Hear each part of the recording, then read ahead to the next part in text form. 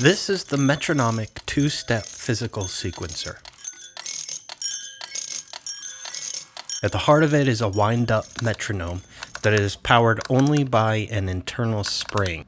As it keeps the time, it's triggering any one or all 8 of these various electronic elements. Here on the side is a terminal that leads to a power source that's plugged into the wall. This is what's powering the 4 solenoids that strike the glasses and the motors that spin on the various percussion instruments. These elements are wired up to trigger whenever the wiper of the metronome makes contact with these exposed wires.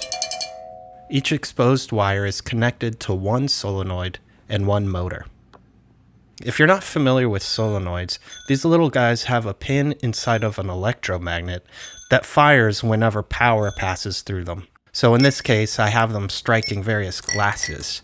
I can fill the glasses with water to get different pitches. And the 4 motors are glued, tied, or fastened to different percussion elements.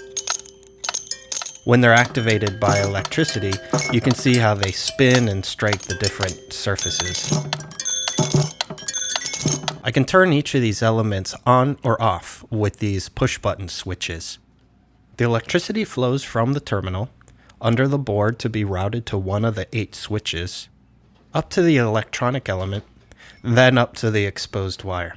The circuit is closed when the wiper touches the exposed wires, because there's a small wire down here that is wrapped around the base of the wiper, and that leads back to the terminal.